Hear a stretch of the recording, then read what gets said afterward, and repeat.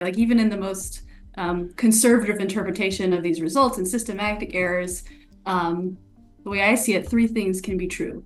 Or there are three explanations for this. One, there's some like major issue with data that a lot of people are just fundamentally misunderstanding, which I would be very surprised at. And in lots Two, of different types of data at the same time, I guess, as well, right? yeah, and different combinations. So there's like a collusion you would not expect. Yeah. Two is that the universe is just statistically very unlikely, and we're getting, it's playing a cruel trick on us, and indeed the statistics are wrong, which is, by its nature, very unlikely. We're getting into naturalness territory in particle physics, worrying, like anthropomorphic. Anyway, yeah, please.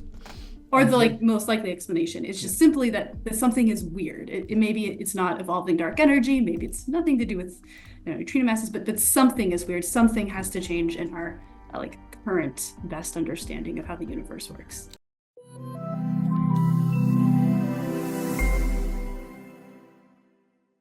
What's up, you scholars of enlightenment? Dr. Sam Gregson, particle physicist here again. I hope you've had a brilliant week and have a fantastic weekend in store. Now today, we're going to be discussing blockbuster new results from cosmology that suggest that the influence of dark energy may be waning in our universe. Cosmology is the study of the universe's laws and contents using the distribution of matter and light in the universe as its laboratory. In particular, cosmologists hope to understand what the contents of the universe are, how it began, and how the rich structure we observe today emerged from its initial conditions billions of years ago. One of the most mysterious and strange ingredients of our universe is dark energy. In the late 20th century, astronomers believed that the rate of expansion of the universe would eventually slow down. If the universe is filled with galaxies consisting of normal and dark matter, the gravitational attraction between these galaxies should gradually slow the universe's expansion. However, in 1998, astronomers observed that distant supernovae appeared to be significantly more faint than expected. The explanation seemed to be that the expansion rate of the universe is actually accelerating, and these supernovae are even more distant than previous models predicted. The explanation for this accelerating expansion suggested by the data was the existence of a new constituent of our universe, dark energy. Cosmologists and particle physicists alike believe that the vacuum of space is intrinsically filled with a tiny level of vacuum energy, resulting from the slight mismatch calculation in the quantum mechanical fluctuation of elementary particles. However, dark energy is not part of the standard model of particle physics, and its essential nature remains unknown. We also do not currently know why the level of this background energy should be so small and yet non-zero. Dark energy remains an enigma to particle physicists. Dark energy is also an incredibly strange substance. Most familiar substances have positive pressure. If you squeeze a balloon, it pushes back. However, if you were to squeeze dark energy, it would contract further. Conversely, if you pull out on it, dark energy will expand even more.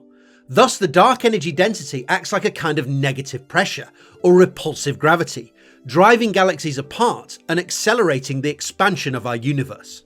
Given the supposed nature of this dark energy, scientists have always expected it to be a constant. Indeed, Einstein included it in his cosmological models as the infamous cosmological constant, lambda.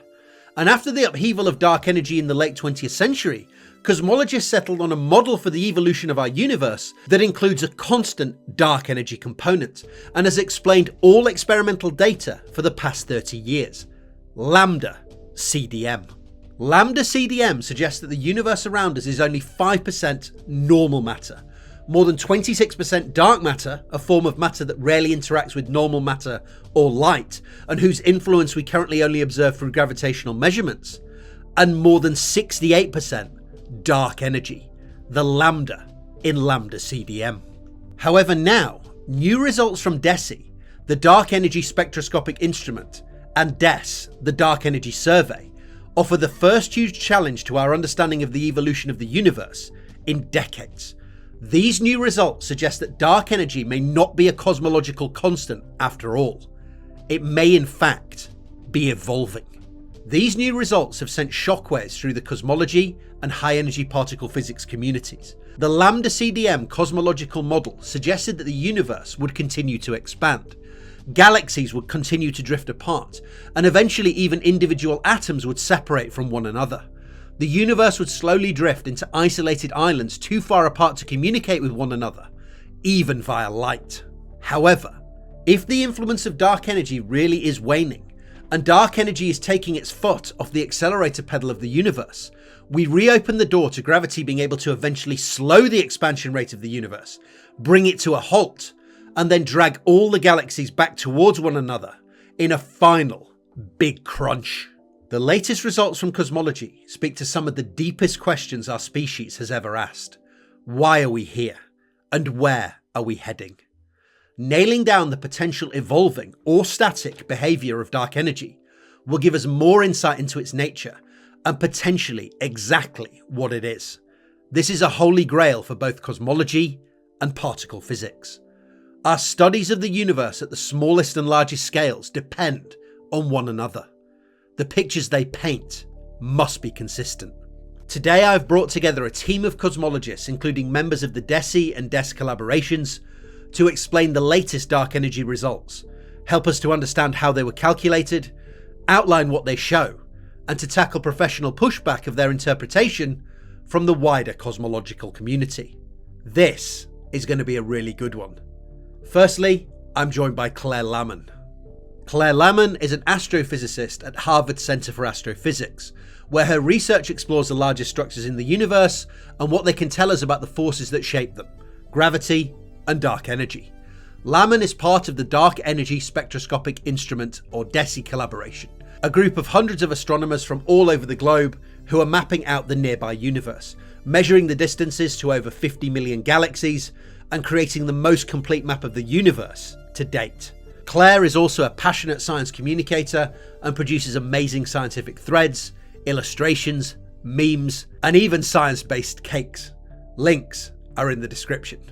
Secondly, we welcome Professor Tamara Davis. Professor Davis is an astrophysicist at the University of Queensland, who focuses on the elusive dark energy that's accelerating our universe, using both Type 1a supernovae as lampposts and the patterns in the distribution of galaxies as rulers. Professor Davis co-led the Supernova Working Group in the Dark Energy Survey, DES, another collaboration of hundreds of astronomers from around the world. Over 5 years of observation, they discovered thousands of supernovae, making up 80% of the high-quality sample of distant Type 1a supernovae used in cosmology, those with redshifts greater than 0.5. She is also part of DESI and previously performed cosmological analyses for the Wiggle-Z Dark Energy Survey, one of DESI's precursors. Professor Davis is renowned for her science communication and has hosted several television documentaries, including The Black Hole Hunters, that won the American Institute of Physics Science Communication Award. For fun, she has also represented Australia in Ultimate Frisbee. Last, but by no means least, I'm joined by Dr. Shaun Hotchkiss. Dr. Hotchkiss is a cosmologist at the University of Auckland in New Zealand. His research has focused on building and testing models of cosmological inflation, using the masses of the biggest galaxy clusters to probe the initial conditions of the observable universe, predicting the gravitational effects that cosmological structures have on light as it passes through them, and finding and cataloguing cosmological superstructures. Dr. Hotchkiss is again a passionate science communicator and runs a phenomenal Cosmology Talks YouTube channel, which discusses groundbreaking results in the field with leading experts. So I really couldn't hope for a better set of special guests to help me work out whether dark energy really is evolving. So, before we get into the specifics of the science, how exciting has the last year or so been in cosmology? Because I've seen papers flying out left, right and centre, dozens of online articles, tons of excitement. As a particle physicist, I can only liken it to when the Higgs boson was found at CERN sort of 10 years ago. Tamara, how exciting has the last year been? It has definitely been very exciting. I spent all of my career basically so far just finding the same thing, that lambda CDM is like the way to go. It's the standard model of cosmology. It sounds with the standard model, really exactly. Yeah. So I was getting more and more convinced that we were just going to have to throw up our hands in the air and say, okay, it's definitely lambda CDM. We're going to have to explain why the cosmological constant has the value it does, rather than figure out something new. Which is still a really big challenge for us particle physicists as well, that it's so small. Something we don't understand. Yeah, but observationally this year is thrown up a few surprises. So it's been very interesting and interesting to see everyone's reactions as well. Yeah, exactly. Claire, how about yourself? So I am a young scientist. I'm just finishing up graduate school now. And so when Lambda CDM became the generally accepted model, I was still learning how to read. All the lectures, textbooks, science videos I've seen throughout my life have always just kind of assumed that dark energy is this constant. Yeah. And so as a result, the field itself has been constant. And I didn't join DESI thinking we would find anything new. I don't think I ever internalized that could happen. And so to me, it's still sinking in a bit and came across more as an unexpected. This is a really nice message for everyone who's working in particle physics, who is also kind of in the same existential dread at the moment. There's, can we build this bigger collider, or are we just going to find the same thing? So it comes along when you least expect it. This is a nice message for everyone out there. So let's get into the science. So DESI, the dark energy spectroscopic instrument, is at the very center of the latest results, along with DES. That suggests that dark energy may be weakening with time. So, Claire, you're a member of this fascinating collaboration. What is DESI and what data does it take? So DESI is the name we use for both a collaboration of hundreds of scientists all over the world, and also this really cool instrument that is built into the telescope you see here, a 4-meter telescope on top of a mountain in Arizona. What DESI is doing is trying to make a very big map of the universe by measuring the distances to many galaxies. And we do this by determining the spectra, or the redshift of each galaxy, seeing how much its light has stretched, and therefore how far away it is. And so to do this with spectra, we need to isolate the light of individual galaxies. DESI has managed to do this for many galaxies at once by basically packing the telescope with an army of tiny robots. Excellent pictures you have prepared here. Yeah. So what you're seeing is one petal of 10 petals that are inside the telescope that has a total of 5,000 individually controlled robots. And so these robots will orient themselves onto particular galaxies and allow us to isolate their lights and then get the redshifts and therefore distances to thousands of galaxies within minutes. Amazing. So they do this very quickly. And this is the main survey here, started in May 2021, and I believe it's going to last 5 years. So we're looking to create this massive, essentially map, the finest map we can get of the universe. How many galaxies did you say will be in that final data set there? We don't know for sure. I think it would be over 50 million extra galactic redshifts. Amazing. We just passed 40 million extragalactic redshifts. So. Wow.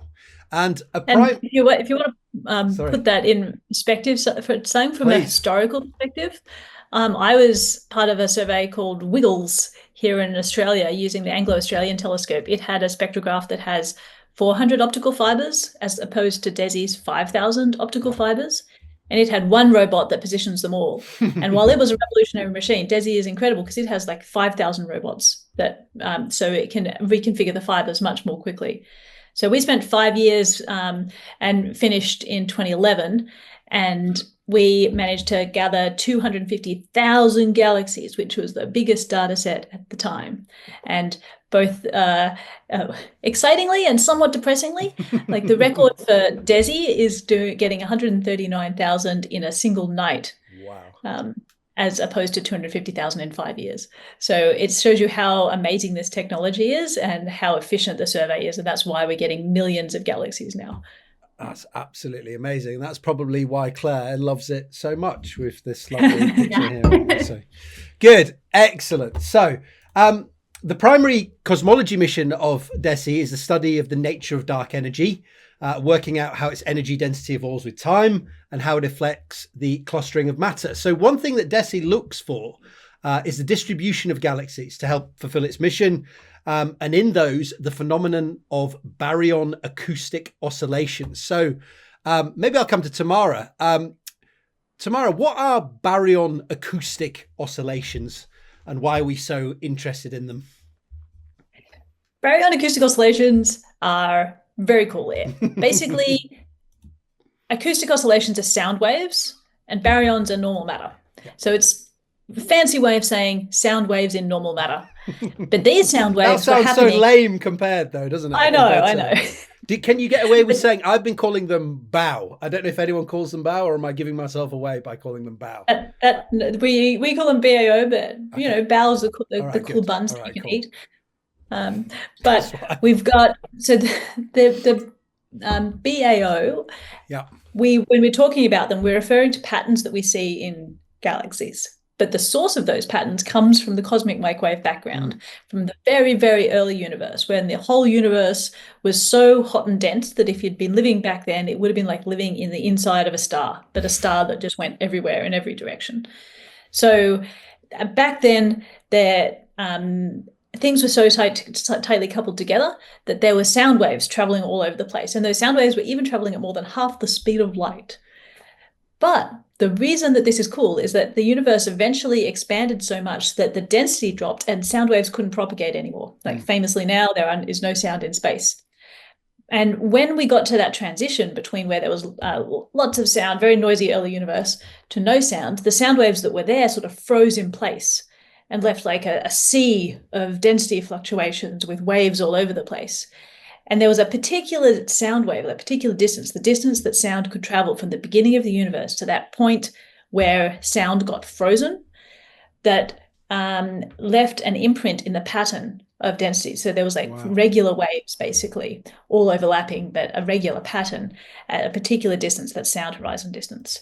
And because those peaks of the density fluctuations were more dense than the bits beside them, over time, they're the bits that had enough gravity to pull other matter towards them.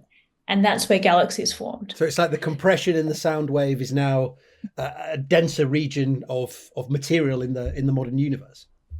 Yeah. So it's one of the most amazing things that I think I know about the universe is that when we look up and that pattern of galaxies that's all out there is not random.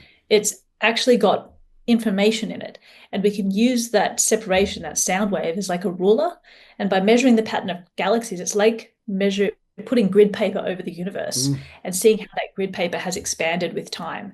And that gives us a huge amount of information about how the expansion has changed and what's driving that expansion. That's the next question I was going to ask, actually. And you led into it nicely, so I'll let you carry on there. So how do we translate these DESI and DES, as we'll come on to, BAO's data to determine the different expansion rates of the universe at different times? So is this looking at the size of these BAO and then knowing the distance to these, and then we can kind of get a scaling in the universe?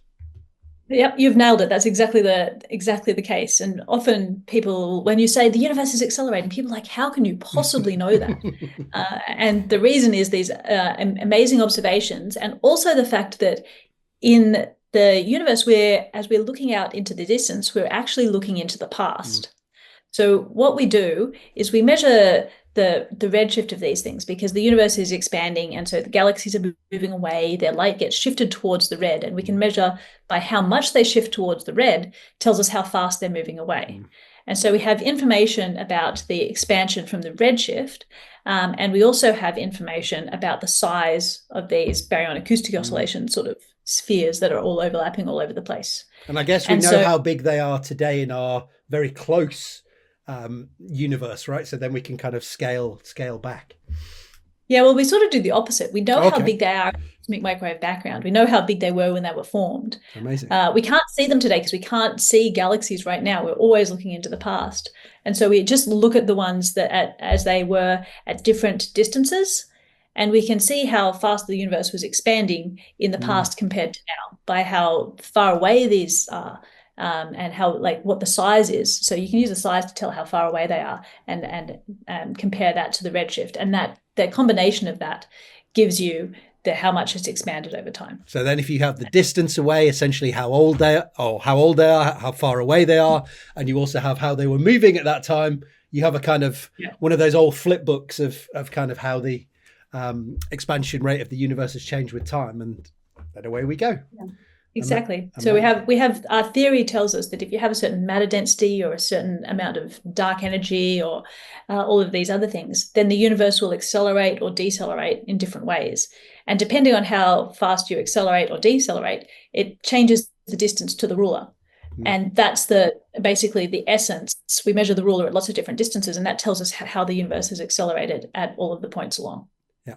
And Claire, this comes through very clearly in the DESI data, right? These what are we seeing in this picture of the BAO?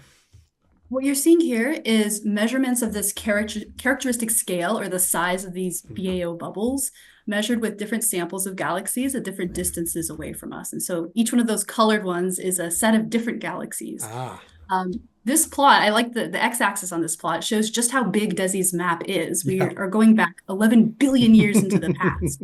And so the earliest measurements we're getting are from a universe that was a third of its current size. So BAO are super robust at making measurements of how fast the universe is expanding across a wide range of timescales. That's amazing. So these are each essentially, because they're different look back times, a different slice, a different flip in that flip book, a different page as we flip through the expansion history of the universe.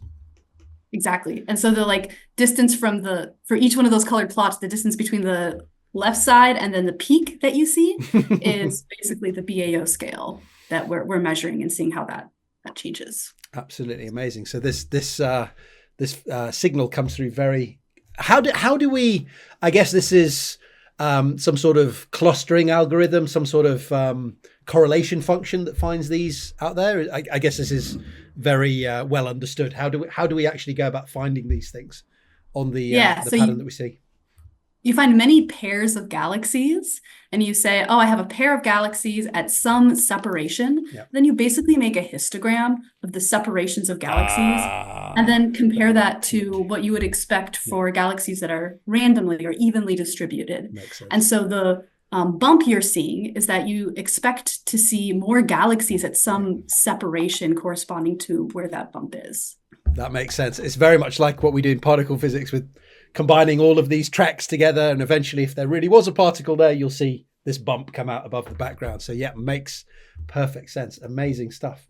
Coming back to you, Professor Davis. So DES, the Dark Energy Survey, has also been addressing the issues of universal expansion and dark energy over the last decade. So we talked about DESI. What is DES, the Dark Energy Survey, and what data did DES take? So yeah, DESI, very similar names. Dark Energy Survey. I thought Shaun had missed an I off the end when he did it. There's also DESC. So. Yeah, there was a lot of acronyms that I hadn't heard of, which I'm now up to date with. But yes, please continue. Yeah, so it's a little bit confusing, and their aims are broadly the same. So Dark Energy Survey is an imaging survey rather than a spectroscopic survey. So rather than having 5,000 fibers measuring a spectra of each galaxy, they have a camera, a big wide field camera that just takes images of the sky. And it takes images in several different filters. So you've got different colors, but you've got big broad colors, not like detailed spectra. So the aim was to map a huge region of the sky and get approximate distances and excellent positions. So with DES, we mapped about 590 million galaxies, but so more than DESI, well, much more than DESI, but without precise 3D information. So just the 2D information and rough 3D information. And with that, you can actually do similar things. So we also did Baryon acoustic oscillations with DES, but you just have that rough 3D position. And we'll also do things like weak lensing, like looking at the bending of light due to the dark matter in the foreground and looking at the shapes of galaxies to identify what the pattern of matter is. So there's a variety of ways that we can do it, but the way that I've focused on most and that is sort of most interesting for the dark energy answers at the moment is we looked at a couple of patches in that big area every week. We looked at them every week for 5 years, and apart from the time when the fields went behind the sun. And so those spots, we looked for things that changed. And when something changes, if you see a new bright flash that wasn't there before, it's possible that it's a supernova, an exploding star. And so we did that, and we found tens of thousands of supernovae, and narrowed it down to getting really good observations of about 1,500 supernovae. And now these are 1,500 type 1A supernovae. And the importance of that is there's a particular type of supernova that always explodes to approximately the same brightness. And so just like we used the Baryon acoustic oscillations as standard rulers, supernovae are used as standard candles. So that because we know how bright they are intrinsically, we can tell by looking how bright they appear, how far they are away. And this was actually the technique that was used in the 90s to discover dark energy in the first place, or give the first really strong evidence that some of the peculiarities that had been seen in cosmology in the 90s were due to the universe accelerating.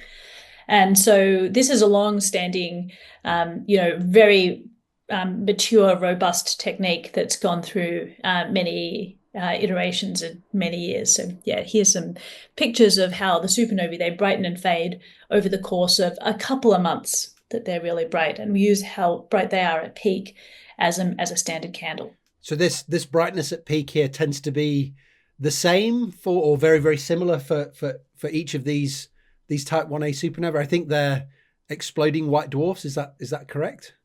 Yeah, it's very, very cool. So this picture that you have here is that you've got a binary star system of some sort, and at least one of them is a white dwarf. So it's sort of a dead star. It's not doing fusion itself anymore because it wasn't heavy enough to have ignite fusion in its core after it had finished burning some of the early layers. So it sort of has a friend that sort of, and it starts, if as the friend puffs up or a friend gets too close, friendly star starts donating extra matter, and the white dwarf starts getting heavier and heavier. And at some point, the white dwarf goes, oh, I've put on too much weight. I have to ignite fusion now. And it sparks, and there's a thermonuclear explosion, and it blows up. And because the weight, the mass at which it is going to ignite thermonuclear explosion is really precise, like there's a particular mass basically at which that's going to happen. It doesn't vary that much. That's why we think they're so reliably exploding to approximately the same brightness. Now, there are subtleties in that. By approximately the same, it is like an order of magnitude variation at the top. But we do find that the ones that are a bit brighter than the others take longer to explode than the ones that are a bit less bright. You can do a correction for that variability. So you can correct for that. Yeah, and then there's color variation and some tendencies with the host mass of the galaxy and things. And so we've over years refined it to get more and more precise peak magnitudes, and that's what we use as our standard candle. Amazing. So you can get the distance of these, or rough distance of these, because it's like having a 60-watt bulb or something, right? If you know it's definitely a 60-watt bulb, then how bright you see it gives you a distance to how far away it must be. What about how do we translate this into an idea of the expansion rate of the universe at different times? So something I was reading about DES was that you can look at the supernova with a different telescope and maybe get some redshift data there. Or is there another way that we kind of do that, get that information about redshift and distance here to get the changing expansion of the universe? How do we put that together? Yeah, so it's exactly the same as with the Baryon acoustic oscillations. So we need redshift information to give us some, which is the thing that's related to their velocity or the expansion of the universe, and the distance. Yeah. And we get the redshifts for the supernovae by following up with a different telescope. In this case, we did use that Anglo-Australian telescope I was talking about before, that has 400 optical fibers. And we went to those fields and we looked at the host galaxies of the supernovae, either while the supernova was active or after the supernova has faded, because the host galaxy gives you a more precise redshift, because the supernova makes sense. It's like you've got gas moving outward. You don't want to have that velocity in your calculations, and the lines are broad and stuff. So you want to get the host galaxy redshift. Yeah. And so, we followed up and got the redshift and the distance from the brightness. And exactly like the Baryon acoustic oscillations, you can measure we know what's called a Hubble diagram, that relationship between distance and redshift. And that allows you to test your different models. And supernovae are slightly more direct in that each individual supernova gives you a distance. In the Baryon acoustic oscillations, you have to average over many galaxies and like sort of give an approximate redshift, like the combination of those galaxies. Yeah. Because they're so separated along the ring that they could be in different places in the slices in the distance scale. Yeah, like when you're talking about pairs of galaxies, you're like, where do you put the redshift? Yeah. And there's some subtleties there, but they're both really, really strong and extremely complementary. Like completely, that's a really important thing. They're really different ways of measuring the same thing. It's a very few overlapping systematics, if any. So like if you see the same thing happening in both data sets, you have more confidence that what that thing is happening is real and it's not a systematic in one or the other. Exactly. So, sorry, please, Claire. I was going to say another important detail of why a supernova and BAO are so good together is because BAO are really big. They're like 100 million light years across. And so when you get to the really recent universe or local universe, you're limited by just how much universe you have. There's a cosmic limit on what you can get from big objects like BAO. And so some of the more interesting results from DESI comes from the behavior we see at recent times, which is best constrained by supernova. Okay, so in terms of looking at different ages of the universe, you mentioned with the BAO, they go from all the way sort of modern day, all the way back 11 billion years, but they're kind of, I guess, do they take more information in the, what's the best way to say this, the adolescence of the universe, and then supernovae are a little bit better, kind of closer to the modern day. So it's nice to have different data sets that cover kind of different ages of the universe better, if that's the right way to put it. Right. So you can think of like CMB covers like the baby picture of the universe. BAO is like a large chunk in between. And then supernova gives us the most information at the recent universe.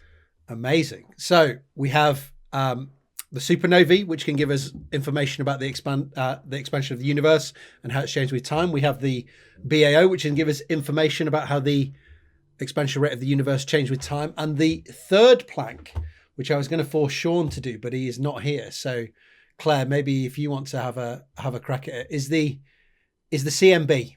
So and you don't have to if you don't. I don't know if you're a CMB expert as well. I'm sure you are, definitely compared to me. So the latest results that we're going to talk about also rely on measurements of the cosmic microwave background radiation, so the afterglow of the Big Bang, provided by the ESA Planck satellite. So how can measurements of the CMB help us to pin down the changing expansion rate of our universe and the influence of dark energy? What are we doing with this third pillar that comes along in your fantastic illustration that we had at the start?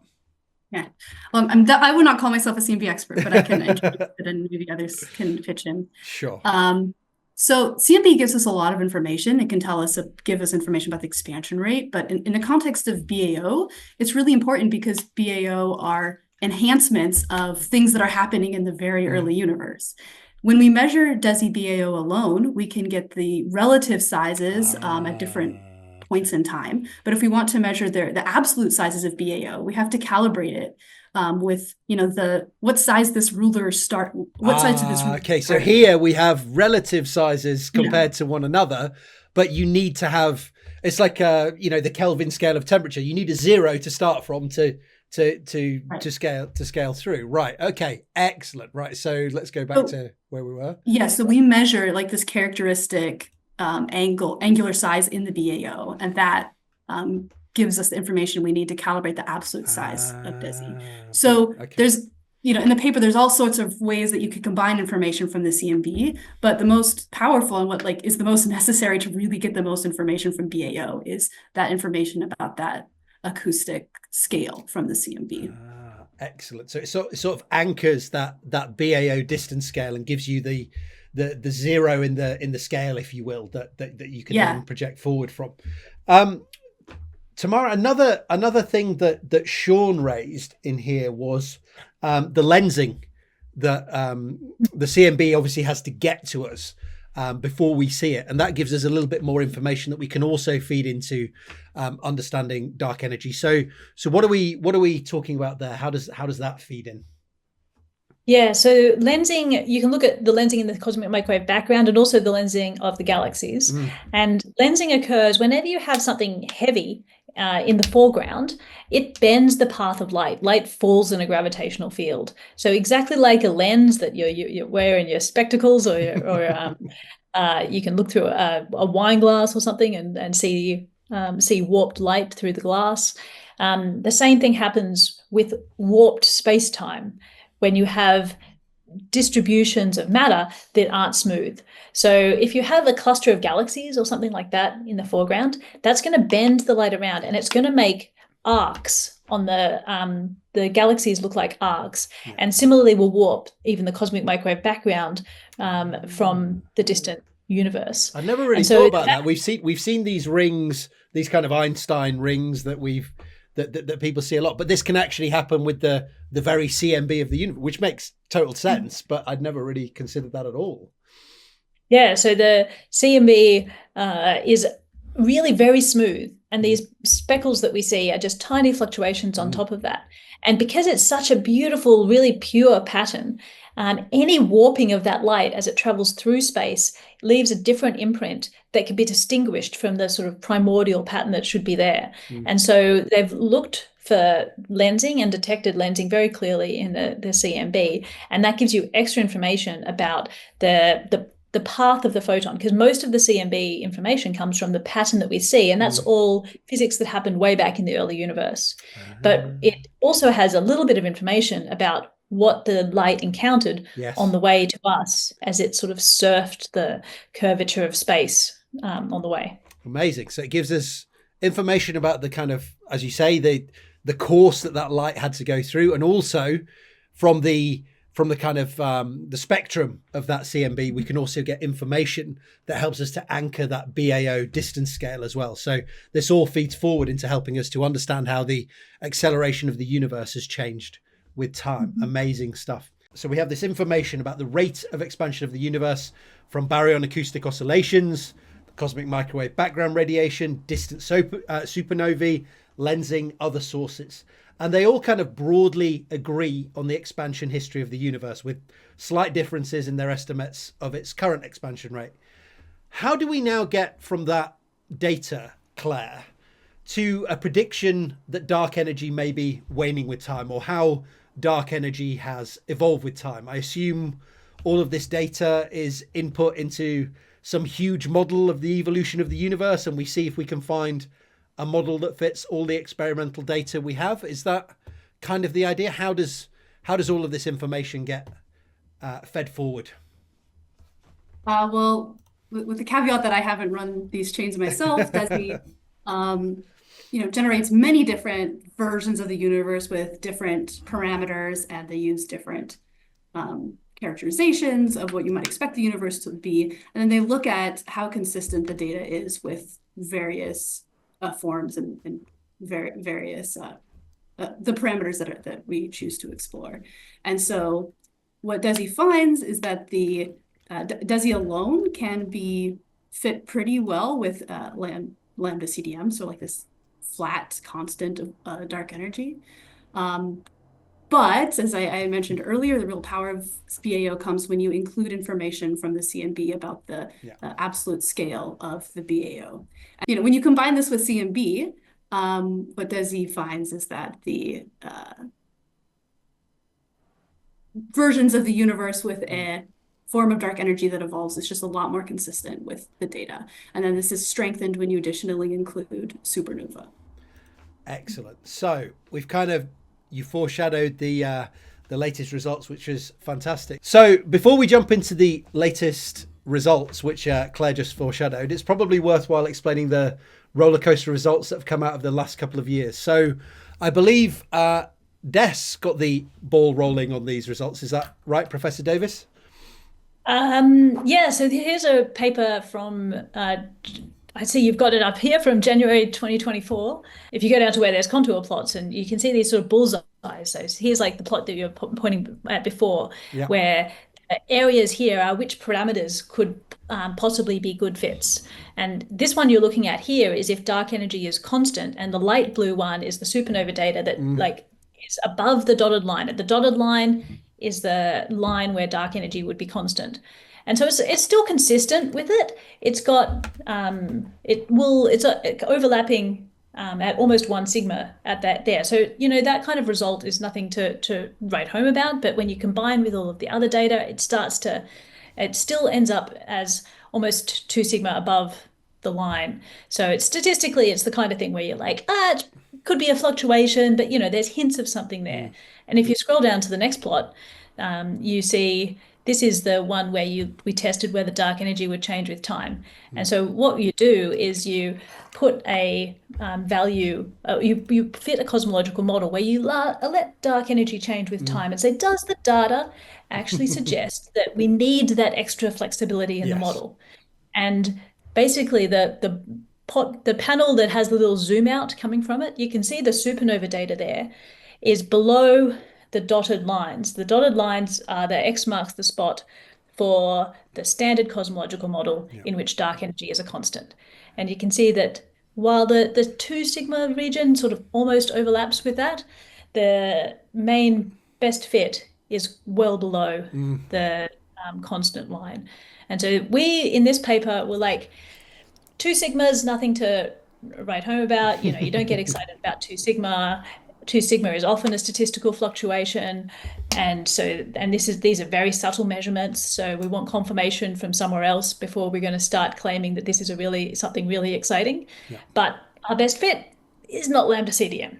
So that's sort of the way that we put it in this. This was already kind of flagging up this idea that there might be something going on as early as the end of 23? It was in January 2024 that we released this paper initially, and then it was published later in the year.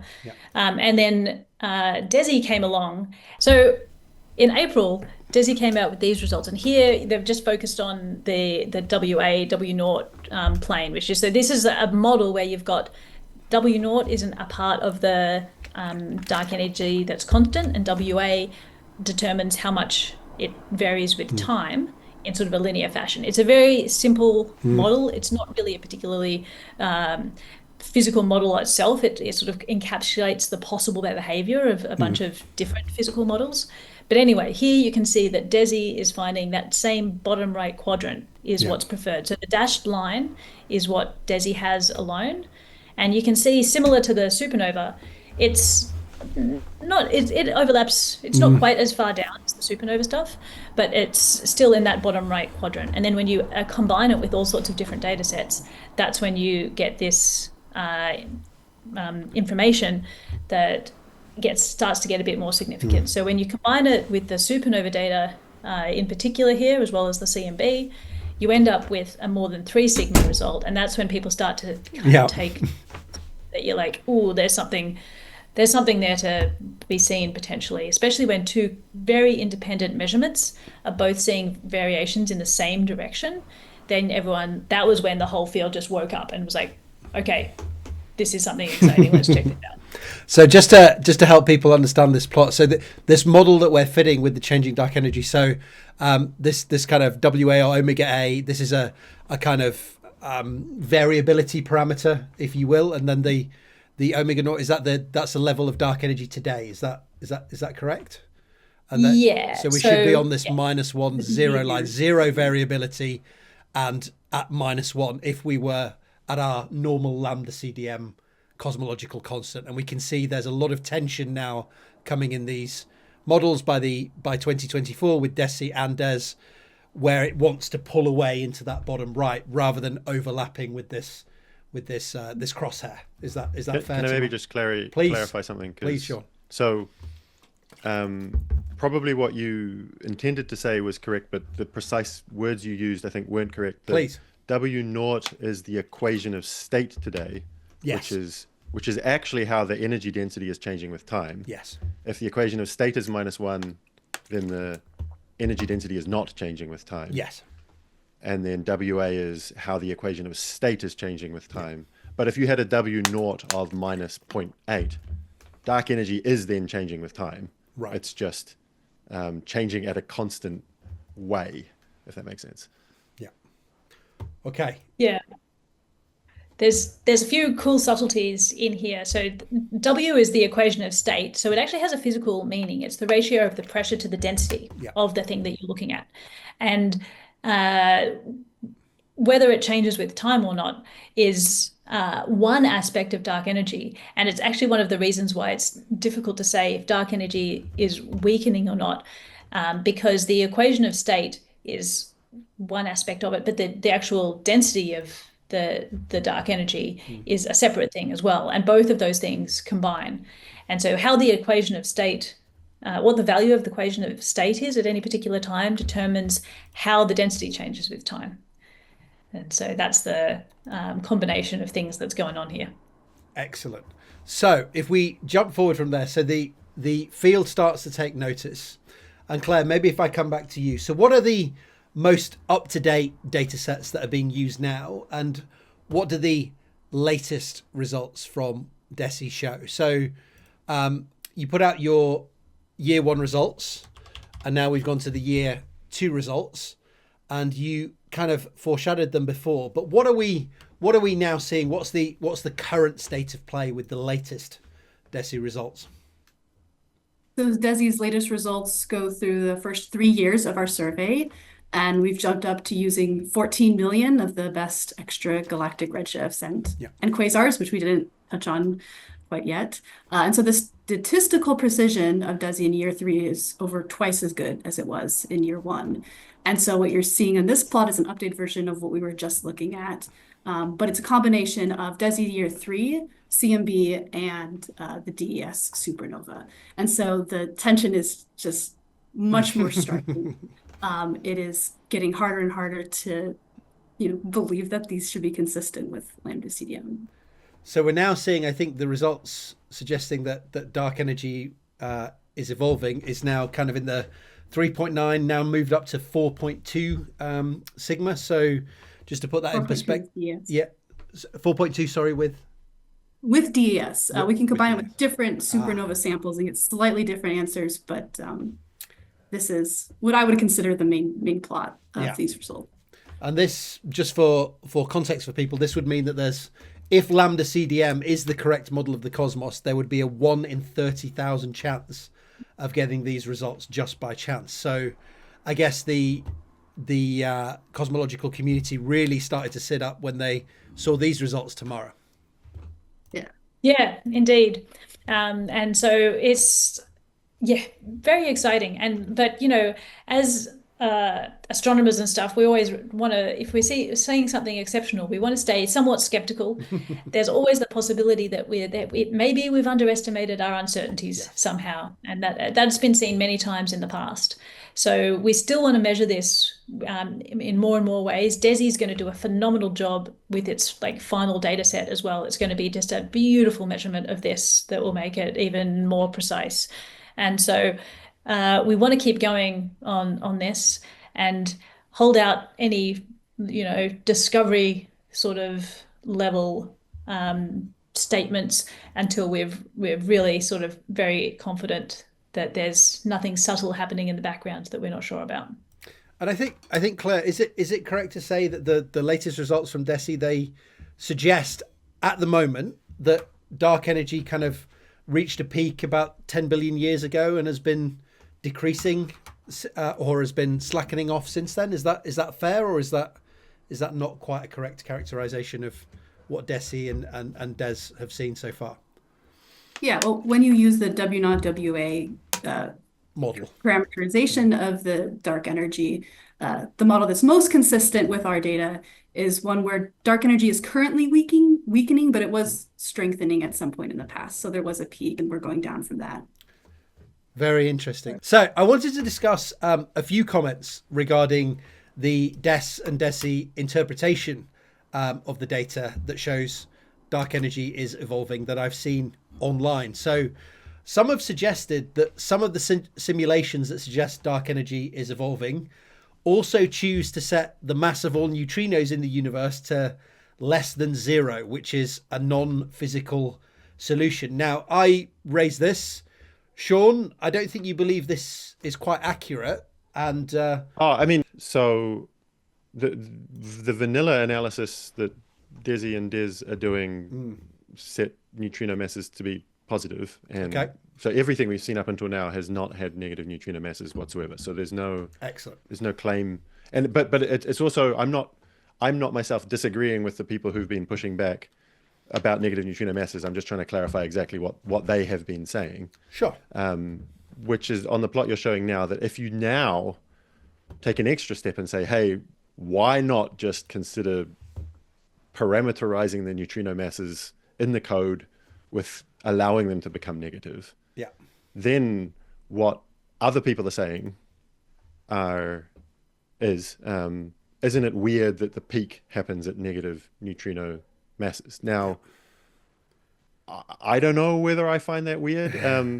One thing that I think, taking a few steps back, is very compelling is that if you look at the sum of neutrino masses in lambda CDM on its own, with the combination of the DESI BAO and the DES supernovae, you're starting to get an upper bound on the sum of neutrino masses from cosmology that is in quite significant tension with the lower bound from particle physics. This plot on the left here. So the 0.06 electron volts is what you get as a lower bound from neutrino oscillation measurements, that there must be a neutrino mass. The minimum neutrino mass must be that. So therefore the sum must be that as a minimum.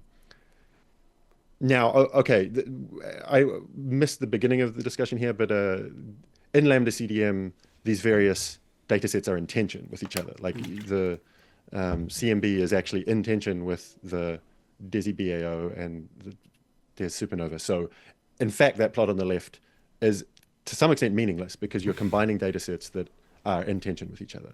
But what is really compelling to me is that when you look at the plot on the right, where you've looked at the W0WA CDM model, where now all of these data sets are not in tension anymore. And if you look at how they're describing all of the various cosmological parameters in that model independently, they're all sort of saying the same story. I think this is what Tamara was saying earlier, that the DESI BAO and the DES supernova are saying the same thing. And then when you combine them, they say the same thing even more assertively.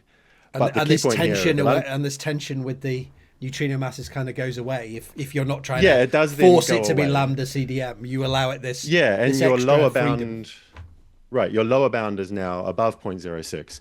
Now, what other people are saying is that, okay, if I could extend this x-axis to negative values, I still get a peak at negative neutrino mass. Maybe that's interesting. Maybe that's saying that W0WA is not the complete story of whatever new fundamental physics is being shown here. But to me, at least, that's not yet that compelling. That plot on the right looks fine to me.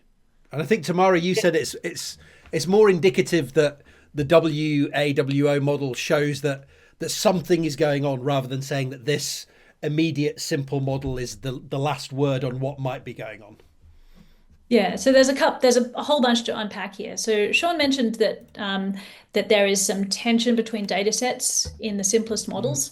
And for these analyses, if there's not a lot of tension, like we made sure that if we combined data sets, both in DES and DESI, that they were allowed to be combined. They weren't so far in tension that the combination was going to be ridiculous. And so we don't use, for example, H0 from Supernovae in here, which is something that is in tension with the CMB at a significant level.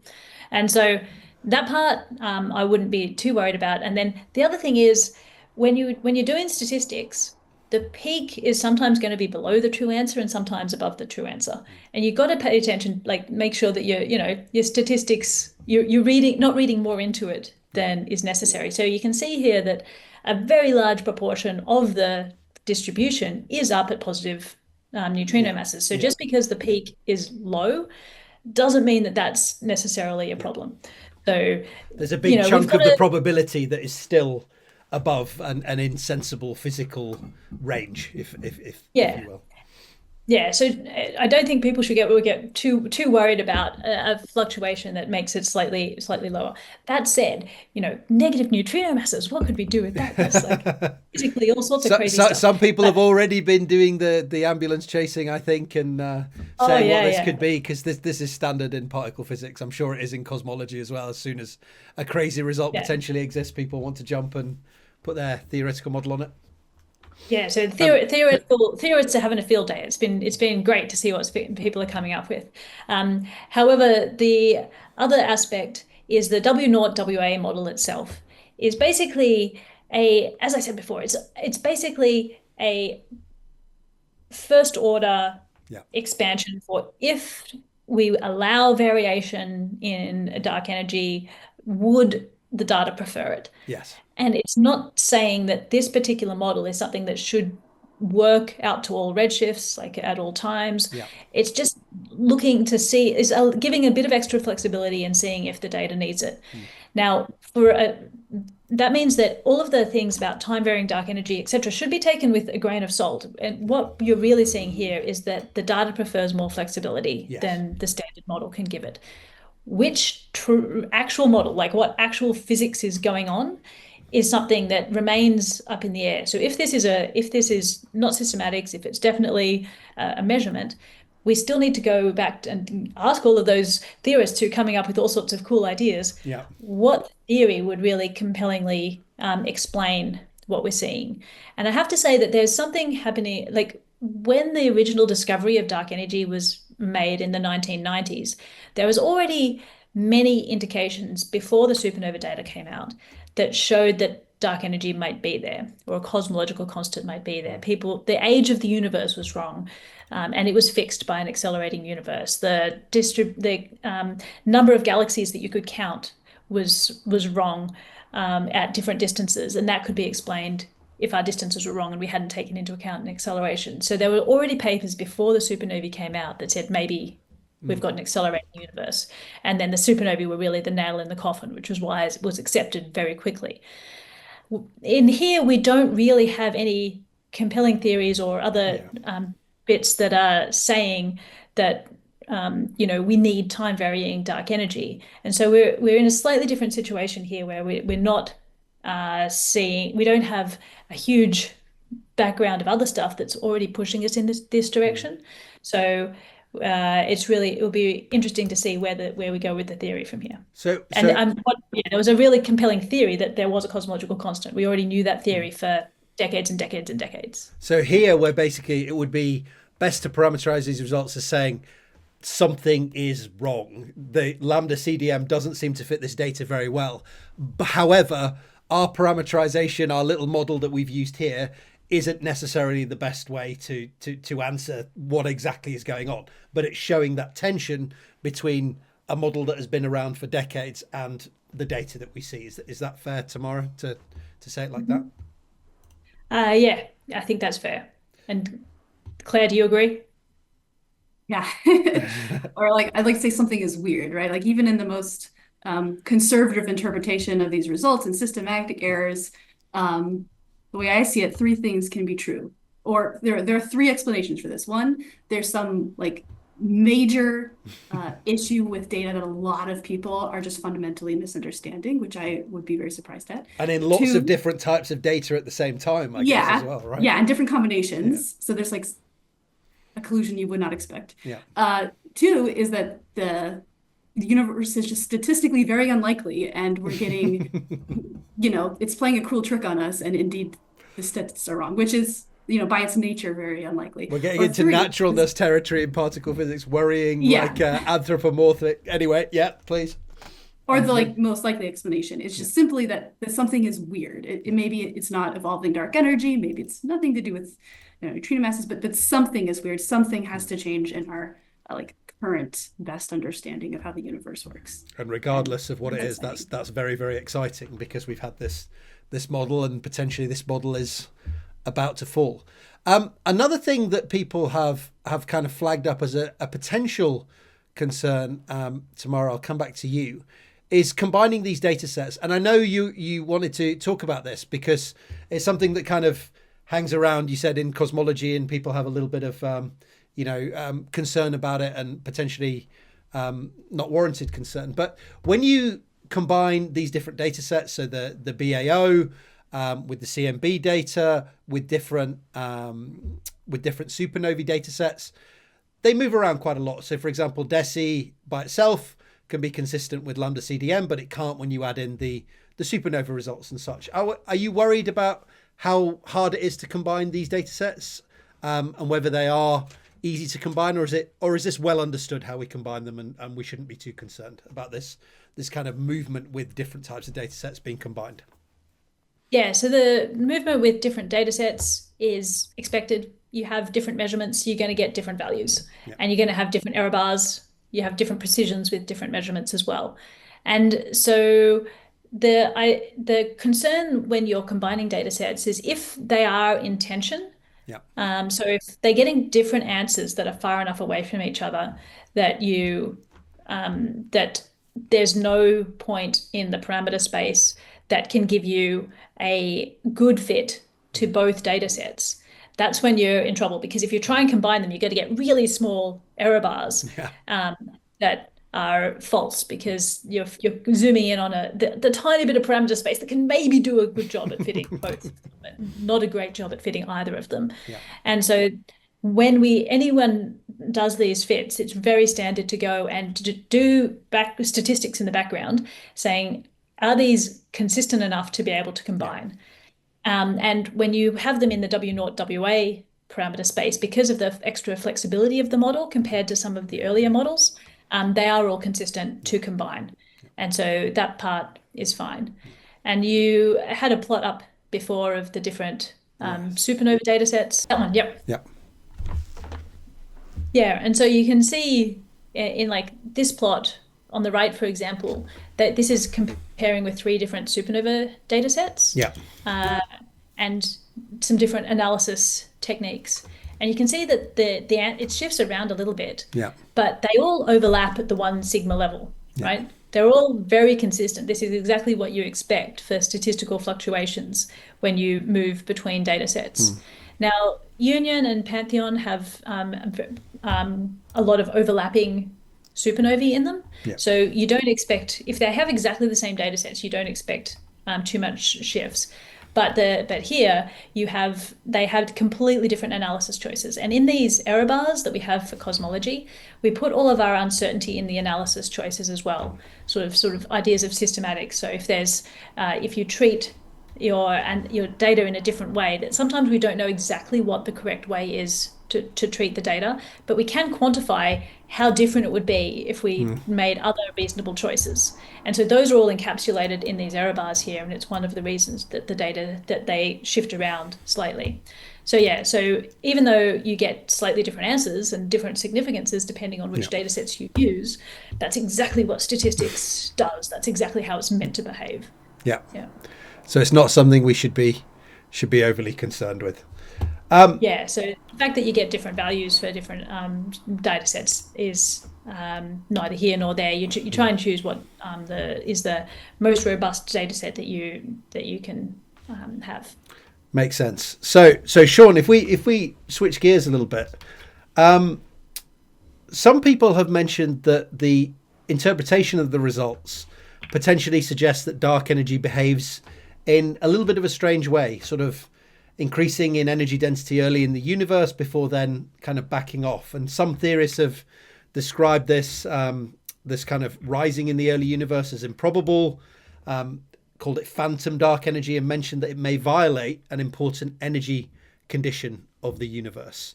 So can theorists explain the DESI-like behavior of dark energy with current theoretical models is the question. I mean, first of all, I'm here as general cosmologist, not expert theorist on late universe stuff. But if you give theorists interesting data, they can explain almost anything by tweaking and playing enough. I guess a few points here. So if the equation of state is less than -1 in the W model, not W, not WA, but just W, if it stays less than -1 as a constant value, that violates the null energy condition and is very tricky to pull off within general relativity.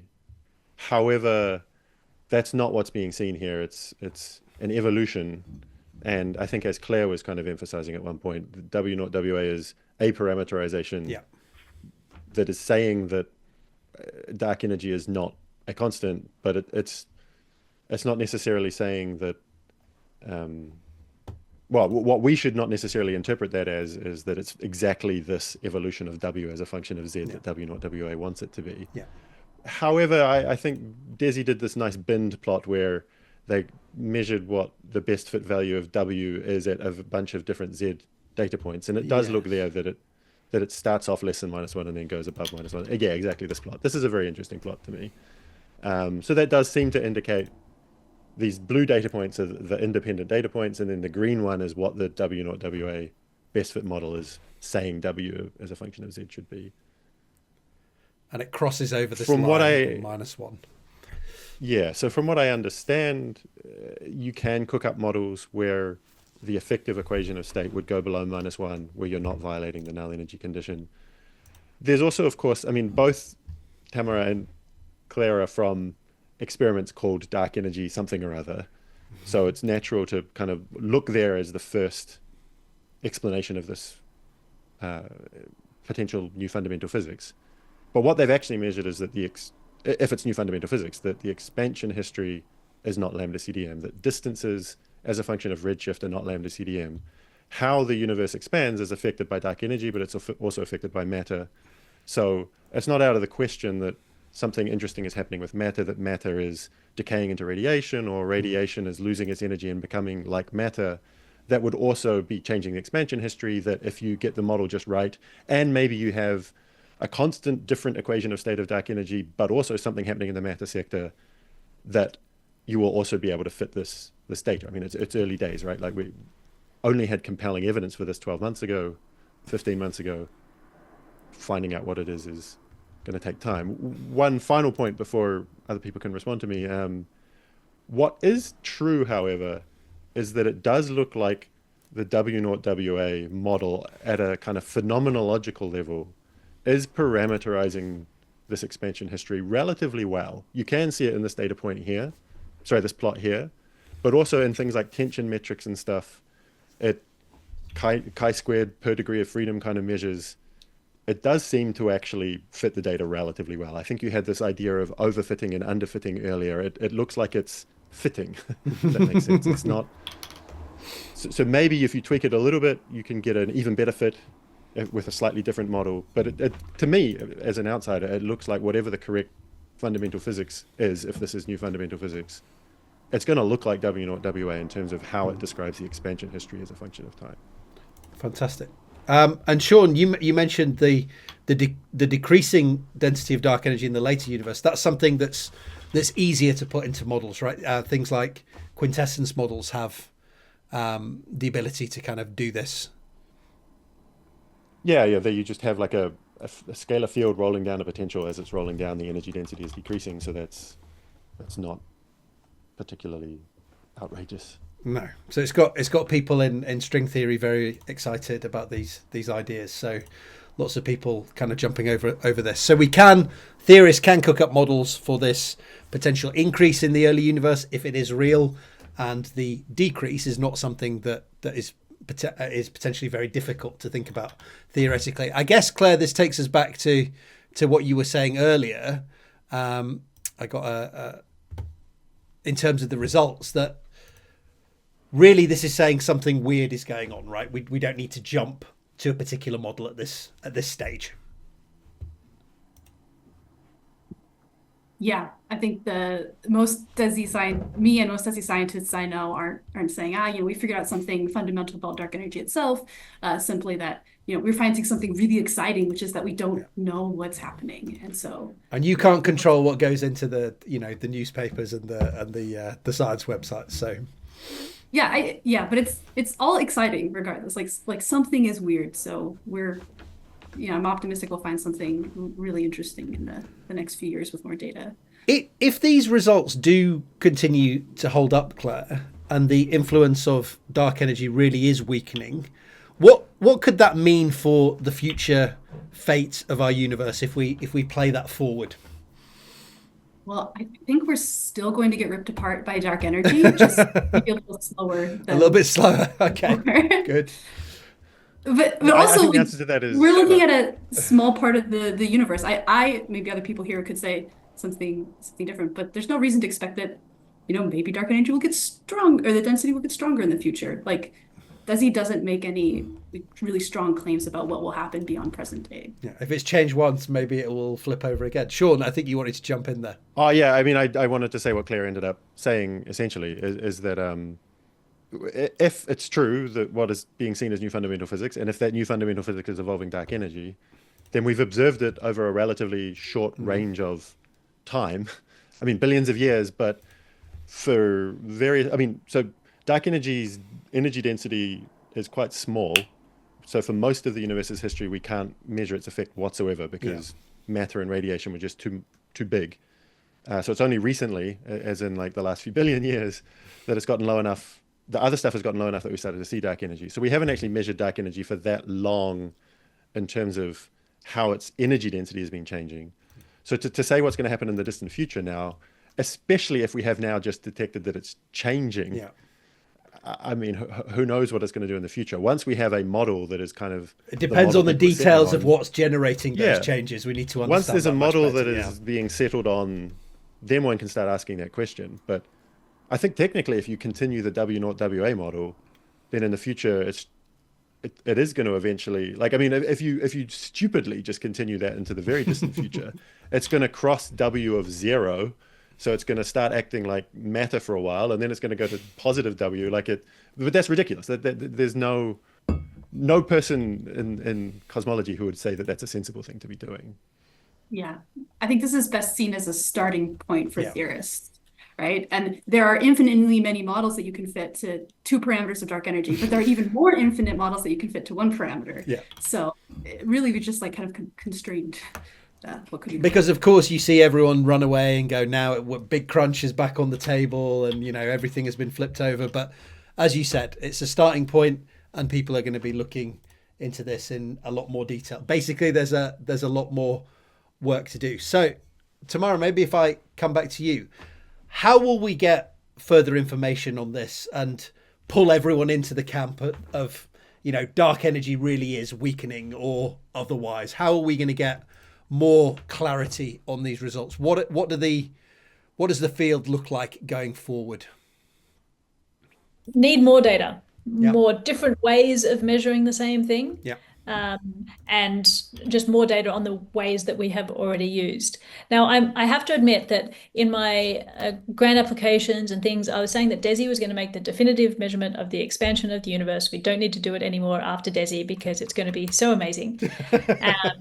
And now that we're seeing subtle hints of time variation, I'm actually reevaluating that maybe we do actually need to go further and measure more. So I was like all ready to retire, all happy that we'd seen cosmological constants, and no, it is getting more interesting. But there is all sorts of cool instruments coming up on the horizon. So we've got Euclid and Roman up in space. We've got the Rubin telescope on the ground, which will do something like the Dark Energy Survey, a big wide field imaging survey. Yeah, this guy is going to be great to find hundreds of thousands of supernovae instead of just the few thousand that we're working with at the moment, and map the distribution of galaxies and see the time variation of the sky. It's going to be very cool. And so we'll be able to do a better job with many more statistics of the supernova side. But on the Baryon acoustic oscillation side, there's enormous, like DESI is going to finish up with a spectacular measurement and then hopefully extend into a DESI 2 and get even more distant measurements. We've got these space telescopes that are just going to be pristine, beautiful of the distribution of galaxies as well. And of course, we want to use completely separate independent techniques if we can. I'm excited about trying to use gravitational waves instead of supernovae as distance indicators, and use the gravitational lensing that we talked about before, and basically attack this from as many directions as we possibly can and get as many independent measurements with independent possible measurement errors or systematic errors in the techniques, so that we've got as many pieces of evidence coming in, and you've got all those different contours in those planes crossing at the same spot. Because I think that's how we can really, by combining lots of different data sets, you can see things that you couldn't reveal by just looking at the result from one. And that's what we've already seen, and it's one of the strengths of our future measurements. And DES is complete, but Claire, DESI in the coming years, I think you've got the data release 3 potential upgrade that was in the P5 prioritization panel report. What's the future for DESI, because it's not finished yet? Yeah, so DESI has only released 3 out of its 5 years of the main survey. I'm not sure we'll get anything too groundbreaking from the next 2 years, but DESI is we're hoping to see a DESI 2, and DESI 2 will really aim at sort of a higher redshift sample. The constraints we get from BAO right now are not limited by systematics in the data, but statistics. So like the volume we have and the number of galaxies, and the place in the universe where we have the most to gain right now is between like redshift 1 and 2. And so we're going to really look more at that galaxy sample and get more data points to get even sharper constraints on the behavior of dark energy. Amazing. Yeah. So Tamara, did you want to jump in there? Claire makes a really good point there, because if you want to measure how something changes with time, measuring over a greater range of time gives you a huge improvement in your handle on how things are changing and what possible theories could be explaining. So looking at how the dark energy was behaving in the very early universe and confirming that it was really low, or that how that's possible changed over a big range of redshifts, is one of the best things that we can do. Amazing stuff. So I'm going to come to my last question, which is always a little bit of a, what should I say? We shift off the science and we go into kind of speculation land, or maybe tabloid land. So this would appear to be an incredibly exciting time to be in cosmology. And if these results continue to hold up, are we potentially seeing Nobel Prize worthy work here? Come to you first, Shaun. I mean, certainly if how exciting a time is it in cosmology now? Oh, I mean, in terms of Nobel Prizes, I was saying, yeah, that's definitely, new fundamental physics. That would be a Nobel Prize eventually. I mean, I don't know who in the dark energy survey would be the one nominated. Maybe one of them is even. There's in the a room. lot of people on the papers. Yeah, exactly. Yeah, but Tamara was the lead of the dark energy survey stuff, right? So it was a big team effort. I think it would be impossible to give a Nobel Prize to any individual in any of these. Yeah. I reckon if there was a Nobel Prize to come up for this, I'd probably want to see it go to the theorists that figure out the explanation. But you'd want to give it to the observational group as well. I mean, this is the flaw in the Nobel Prize, right? Like you would give it to the dark energy. I know this. I'm throwing drama into the room. I know I am. Oh, sure, but It's weird though, because the dark energy survey and dark energy spectroscopic instrument would deserve a Nobel Prize, but the Nobel committee would say, no, we have to give it to people. And then I don't know what happens then. So whoever, I don't know, maybe the dark energy survey PI would get it, which is a bit weird, but I don't know. Yeah, and because also the PI changed and stuff. And so I think it's way too hard to nail down a person that's responsible for any of these results. Like I think both DES and DESI, the Planck team, everybody would agree that all of the results that are coming out are massive team efforts, and you wouldn't want to try and single out an individual who's responsible. And I think this is a really good message to get across coming out of this, is that there's a hell of a lot of people working on these different groups, different data sets that are going into getting these results, people doing the analysis, people collecting the data. It really is a huge global team effort, right, Claire? Oh yeah, absolutely. I was just going to go into all the other people who might be, please do finish us off. Getting Nobel Prizes, but it's just, like the SDSS, the precursor to DESI, and people who went into developing BAO as a measurement. It'd be impossible for tens of people to do this work, let alone the 3 that the committee recognizes.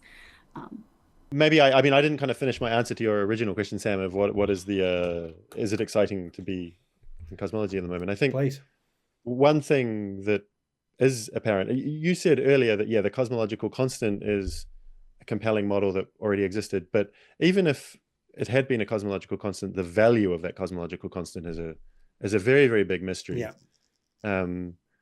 Partially because on the particle physics side, you would expect it to be much bigger. There are Yeah. all these vacuum energies of all of the Tamara mentioned particle this physics. earlier, and I started to shudder at like, why is it the size of this? This is a massive problem for us, as you say. Yeah, and I mean, even if you ignored particle physics, it's then suspicious that there's this transition between matter and dark energy happening right now when we happen to be around. That's kind of odd. Like it for billions of on a logarithmic scale, most of the time it's not like this. So I think, yes, the cosmological constant as a model was a compelling model, but it had all sorts of mysteries in it. So if we're now exploring what the dark energy sector actually looks like, that is a very exciting time, because having just that one value, the amplitude of the energy density, which is all we had until now, and an indication that at least the equation of state was close-ish to -1, which it still is. It's not hugely deviating from it.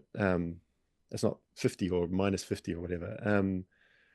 That's now exploring what that fundamental physics actually looks like. So maybe 10 years from now, we have that binned W of Z plot with high precision over lots of bins, and we're starting to see what this dark energy sector actually looks like. And I think this is a beautiful point to make, and it was one that came up in the P5 project prioritization report a couple of years ago, was that these large scale measurements really do give us a lot of information. My channel is mostly about particle physics, but these large scale measurements also give us information that we can use to nail down potentially what dark energy is and what is going on. So these large scale measurements and these small scale measurements can talk to each other and really inform one another. Is that fair, Shaun? Yeah, I mean, the holy grail is always that some cosmological model that fits the cosmological data has some excitation, particle physics predictions. Yeah, exactly. And then you go build a collider to look for it. And I mean, this has been the holy grail with dark matter for a while, right? Like dark matter is a much more easy thing to build models around. It's almost the exact opposite of dark energy. Getting the exact energy density of dark energy is very difficult. Building a dark matter model, like, they're all over the place. It's very easy, but so far no dark matter particle has been actually detected, but it would be great if it did. And it would be the same here. If it turns out that this is somehow related to quintessence, you've got a fundamental field that is rolling down its potential. Maybe you can then excite that field in a collider. Very different energy density, so it's not trivial, but that's the holy grail for a reason. It's difficult, but would be amazing. Fantastic. I think, Tamara, please. I think it's a really exciting time in cosmology for almost a separate reason. That image that you have with the telescope looking out at the distribution of galaxies with the cosmic microwave background in the background really evokes what we're doing at the moment in cosmology. And it's really a unique time in human history that we are able to map the distribution of galaxies almost out to the horizon of the universe. So there's a patch of the universe that we can currently see. And this one. This one. Yeah, because you see those dots are all galaxies, and this isn't the map that we're making. And it used to be the case that, if you look somewhere and try and discover new galaxies, you just point a telescope at a patch of sky for longer than anyone has done before with a bigger telescope, and you'll see more galaxies. You'll see further away, you'll just see galaxies that were fainter than you'd ever seen before. But with the latest generation of instruments, and particularly the ones that look really narrow and deep, we're seeing every galaxy along that line of sight out to the horizon. And we're really talking about, in the next few generations, of surveys, that we can map every galaxy in the observable universe. And when have we ever been in that sort of position before? And so it's an exciting time, because if you have mapped every galaxy, you've basically seen sort of everything. There's always going to be more detail to see, looking at it with more precision, looking at the time varying aspects of it. But really, the idea that we can understand as humans what our universe looks like out to the horizon is phenomenal. And I think that alone, regardless of the cosmology aspects of it, that sort of reach of humanity sort of aspect of it, is a really inspiring time to be part of these projects. Is there anywhere else that you guys would like to send people to learn more about this topic? I'll go to you first, Shaun. Not really. I mean, I do have my own channel, but it's aimed at cosmologists. So if people want a kind of more technical description of this stuff, I had Tamara talking with her dark energy survey colleagues last year about this supernova data set, and there's lots of other cool stuff they've done with it, including proving that the universe is actually expanding with, like a sledgehammer and a million nails to, it's not just redshift anymore. You're actually seeing the time dilation of the supernovae as they expand away from us. And then there's also a talk with the DESI team about a month ago now on these results. So Shaun has a fantastic, is at a technical level, a fantastic YouTube channel called Cosmology Talks. Is that right, Shaun? Yeah. So I suggest everyone goes over there and gives it a lesson. Like he says, it is quite technical, but if you want a deeper dive, that is there for you. Claire, I have seen your fantastic memes. I've seen your fantastic cakes. I've seen your fantastic explanations and annotations of some of these more difficult plots as well. I'm sure I can pull one of those up. It will magically appear by the magic of YouTube editing. Is there anywhere where you would like to send people to learn more about this? Yeah, I'm glad the annotations are useful. A lot of other really good. Scientists have started making their own annotations, so I've collected those on my own website. But then for DESI, DESI's website is an excellent place to start if you're looking at downloading the data itself. So the first year of our survey is now public, and you can see resources for how to access and use that. We also have like a blog, information about DESI, and DESI, as of a few weeks ago, has a YouTube channel where we have playlists of videos of scientists talking, as well as educational videos and flights through the galaxies, which are my favorite ones.